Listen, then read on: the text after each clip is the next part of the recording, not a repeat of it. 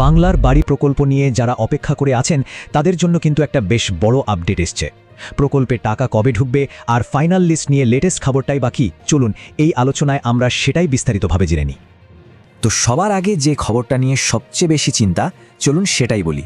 বাংলার বাড়ি প্রকল্পের টাকা দেওয়ার যে সময়টা আগে ঠিক করা হয়েছিল সেটা কিন্তু একটু পিছিয়ে যাচ্ছে। হ্যাঁ, একদম ঠিকই শুনছেন। যে টাকাটা ডিসেম্বরে পাওয়ার কথা ছিল সেটা পেতে এখন আরেকটু দেরি হবে। কিন্তু প্রশ্ন হলো, কেন এই দেরি, আর ঠিক কবে নাগাদ টাকা আসতে পারে?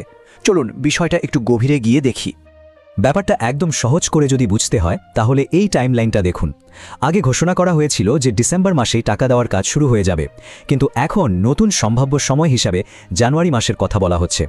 মানে সোজা কথায় পুরো প্রক্রিয়াটা প্রায় 1 মাস পিছিয়ে গেল। তো মনে প্রশ্ন আসতেই পারে যে হঠাৎ করে এই দেরিটা কেন হচ্ছে, আর ঠিক কবে নাগাদ টাকাটা হাতে আসার আশা করা যেতে পারে। আচ্ছা, এর কারণটা কিন্তু সরকারিভাবেই জানানো হয়েছে। এর পেছনে মূল কারণ হিসেবে যেটা বলা হচ্ছে সেটা হলো SSR বা স্পেশাল সামারি রিভিশনের কাজ।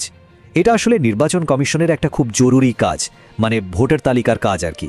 তো সেই কাজের জন্য প্রশাসনিক চাপ এতটাই বেড়ে গেছে যে তার প্রভাব এসে পড়েছে বাংলার বাড়ি প্রকল্পের টাকা দেওয়ার প্রক্রিয়ার উপর। এই ব্যাপারে কিন্তু রাজ্যের অর্থ প্রতিমন্ত্রী চন্দ্রিমা ভট্টাচার্য নিজেও পরিষ্কার করে জানিয়েছেন। তিনি বলেছেন যে হ্যাঁ, SSR-এর চাপের জন্য একটু দেরি হচ্ছে ঠিকই, কিন্তু জানুয়ারি মাসের মধ্যেই টাকা দেওয়ার কাজ শেষ করা হবে। মানে মূল কথা হলো টাকা আসছেই, শুধু একটু সময় লাগছে আর কি।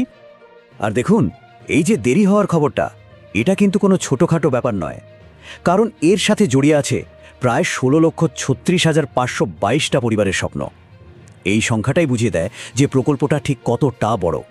আর হ্যাঁ, প্রথম কিস্তিতে প্রত্যেক উপভোক্তার ব্যাংক অ্যাকাউন্টে ঢুকবে 60,000 টাকা। মোট তো 1,20,000 টাকা দুটো কিস্তিতে দেওয়া হয়, তারই প্রথমটা জানুয়ারিতে আসছে। টাকা কবে আসবে সেটা তো জানা গেল, কিন্তু তার থেকেও জরুরি আরেকটা বিষয় আছে, আর সেটা হলো ফাইনাল লিস্ট বা চূড়ান্ত তালিকা। এই লিস্টের নাম থাকাটা কিন্তু টাকা পাওয়ার জন্য মাস্ট।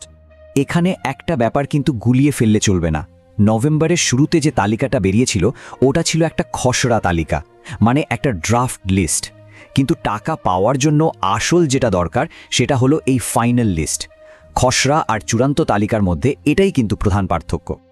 এখন প্রশ্ন হলো, এই ফাইনাল লিস্টটা তাহলে কবে বেরোবে?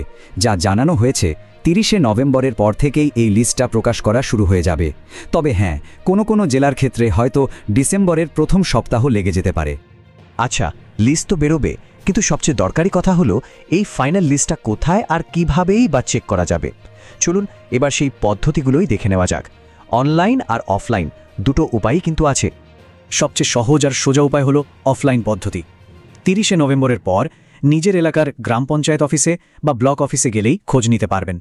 সাধারণত সেখানেই নোটিশ বোর্ডে চূড়ান্ত তালিকাটা টাঙিয়ে দেওয়া হয়।